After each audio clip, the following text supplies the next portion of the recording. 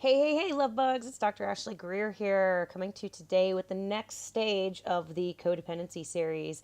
Today, I want to talk about codependency in relationships. I've gotten several questions from people on my email list and people on Facebook and YouTube, all about how to recognize if you're in a codependent relationship, what to do if you feel like you're in a codependent relationship, if you have to leave a codependent relationship behind, if you discover that you're in a codependent relationship, if you what to do if you recognize that your partner is codependent, right?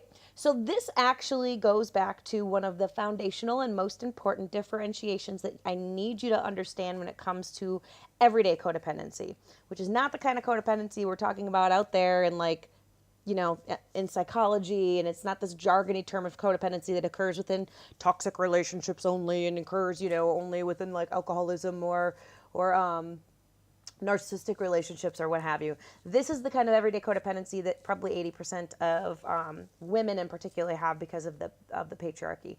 So what you need to understand is that codependency, the kind that I'm talking about, occurs within a person. It's a pattern of behavior, a pattern of thought, and a pattern of basically relating to our emotional world that is all about us.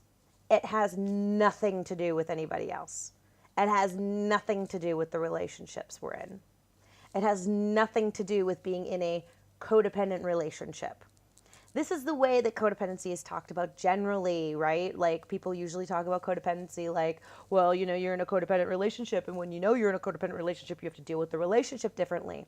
This is the whole thing about the way that we're talking about codependency here, this everyday codependency, is this is all about your patterns, about the way you interact in the world. You will bring this patterning to every relationship if you have this kind of habitual way of coping with the world that actually deals with trying to control other people and get what you need from them, which is love, admiration, respect, feelings of deservedness, feelings of worthiness, feelings of all of the, feeling good about yourself by helping. This is a pattern of behavior. And so this isn't about you have to leave a relationship because you recognize codependent patterns because the relationship is codependent. No, that is not actually what this kind of everyday codependency is about. This kind of everyday codependency is truly about you and your patterns and who you are and how you've been taught to deal with a world that feels chaotic.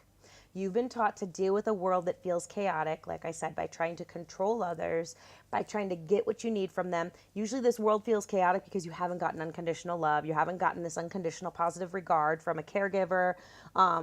Perhaps they were, mentally unhealthy. Perhaps they had some, narcissism or alcoholism, but that's not the exclusive thing. They could have just been hypercritical. They could have just been cold and withholding. They could have just been absent or maybe abandon you. It doesn't really matter. What matters is that you felt in some way that it was your job to take care of other people so that you could get the love and belonging that you need.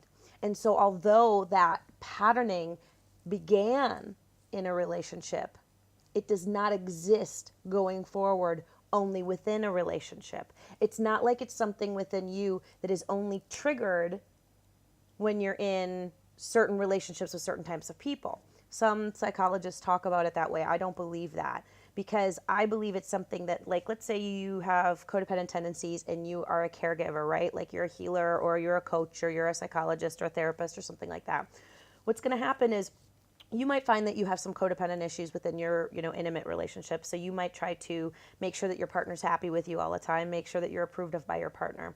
Then you might actually find some codependent, tendencies within your practice with your clients where you feel as though if they reject the feedback that you're giving them, that somehow you as a person is rejected. You as a person is somehow being thrown out and abandoned and not good enough and not worthy. Or if people don't purchase whatever it is that you're selling in the world, that somehow that means that you are not worthy and something's wrong with you. You internalize a message of unworthiness when you don't get reflected back to you what it is you're seeking when you're operating from this patterning, no matter what circumstances you're in. It could happen with a cashier at the store. If somebody treats you rude and you're at the store, suddenly, instead of saying, wow, that person's having a bad day, you might turn it on yourself and say, What did I do to deserve this? Why are they picking on me? I'm a good person. I was so nice to them. What could I have done to fix this or make it better? It's all on my shoulders. It's my burden to bear.